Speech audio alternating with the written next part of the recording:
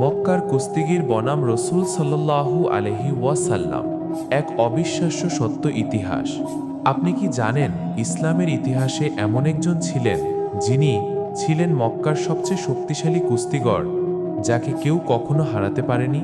আর সেই মানুষটি নিজ হাতে হেরে যান একজন নবীর কাছে।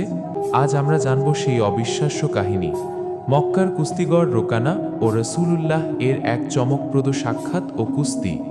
চলুন ফিরে যাই 1400 বছর আগের মরু শহর মক্কায়। আর হে, আসসালামু আরহামাতুল্লাহ, আমি হিমেল আছি আপনাদের সাথে মুসলিম মিডিয়ার পক্ষ থেকে। মক্কা শহর মরুর বুকে এক ঐতিহাসিক শহর।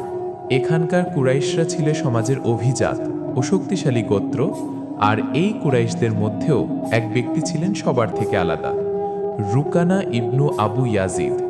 তিনি ছিলেন কুস্তিতে অপরাজিত। মক্কার লোকজন বিশ্বাস করত, যদি কেউ রুকানাকে হারাতে পারে তবে সে সত্যি অলৌকিক শক্তির অধিকারী। রুকানা শুধু শারীরিকভাবে নয়, চরিত্রেও ছিলেন কঠিন। তিনি ইসলাম ও রসূল সাল্লাল্লাহু আলাইহি ওয়াসাল্লামকে কটাক্ষ করতেন। তিনি ইসলাম গ্রহণের পক্ষে ছিলেন না। এদিকে তখন নবী মুহাম্মদ ইসলামের বার্তা ছড়িয়ে দিচ্ছিলেন, তবে কুরাইশদের কঠোর বিরোধিতা ছিল। তারা বলতো, তুমি যদি সত্যিকারের নবী হও তবে প্রমাণ দাও। একদিন রসূলুল্লাহ ও রুকানা মরুতে দেখা হলো। রসূল তাকে আহ্বান করলেন, হে রুকানা, তুমি কি ইসলাম গ্রহণ করবে?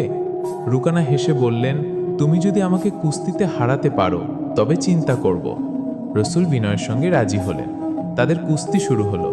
প্রথম গাড়ি রসূল রুকানাকে মাটিতে ফেলে দিলেন। রুকানা বিস্মিত হয়ে উঠে দাঁড়ালেন। আবার লড়ে। দ্বিতীয়বার আবারও রসূল তাকে ফেলে দিলেন। তৃতীয়বার রুকানা লজ্জায় বিস্ময়ে চুপ করে রইলেন। তাকে কেউ কখনো হারাতে পারেনি। আজ এক নবী যিনি যুদ্ধবিদ্যায় বারবার ফেলে দিলেন। রুকানা বললেন, এই তো আশ্চর্য ঘটনা। রসূল তখন বললেন, হে রুকানা, তুমি যদি সত্য দেখতে চাও তবে এই কুদরতি ঘটনাই প্রমাণ। রুকানা তখনও ইসলাম গ্রহণ করেননি, কিন্তু তার মনে গভীর প্রশ্ন জন্ম নেয়। রসূল বলেন, তুমি যদি আরও চাও আমি তোমাকে আল্লাহর এক কুদরত দেখাই। রসূল একটি গাছের দিকে ইশারা করে বললেন, আয় আমার দিকে। সেই গাছ মরুস্থলের বালু ছিঁড়ে চলতে শুরু করলো নবীর দিকে। রুকানা তখন থমকে গেল। বললেন, আমি এর চেয়ে বিস্ময়কর কিছু দেখিনি। রসূল গাছকে বলেন, ফিরে যাও। গাছ ফিরে যায় আগের জায়গায়। রুকানা তখন বললেন, এটা তো সত্যিকারের অলৌকিকতা, তবে আমি আমার গোত্রের ভয়ে এখনই ইসলাম গ্রহণ করতে পারছি না। বছর কেটে যায়। রুকানা বদর, উহুদ, খন্দকের যুদ্ধেও অংশ নেননি, তবে ইসলাম তার হৃদয়ে ঢুকে গিয়েছিল। রসূল যখন মক্কা বিজয় করেন, ফতে মক্কা, তখন রুকানা নিজের সন্তানদের নিয়ে তার কাছে এসে ইসলাম গ্রহণ করেন। তিনি বললেন, আজ আমি সাক্ষ্য দিচ্ছি আপনি সত্য নবী। আমি অনেক আগেই তা বুঝেছিলাম, কিন্তু সমাজের ভয়ে দেরি করেছিলাম। রসূল তাকে স্বাগত জানান এবং তার ইসলাম কবুল করেন। শিক্ষা ও বার্তা। এই ঘটনা আমাদের বলে দেয়, সত্যকে কেউ চিরকাল চাপা রাখতে পারে না।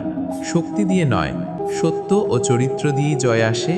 কেউ চিরকাল অন্যায় থাকতে পারে না। সময় হলে সে সত্যের দিকেই ফিরে আসে। রুকানার মতো অপরাজিত কুস্তিগরও রসূলের বিনয়, দয়া এবং অলৌকিক কুদরতের সামনে হার মানে। এই ইসলামিক ঘটনাটা কেমন লাগলো? যদি ভালো লাগে তাহলে কমেন্ট করে জানাবেন। আর হ্যাঁ, সাবস্ক্রাইব করতে ভুলবেন না। আল্লাহ হাফেজ, ভালো থাকবেন। আসসালামু আলাইকুম।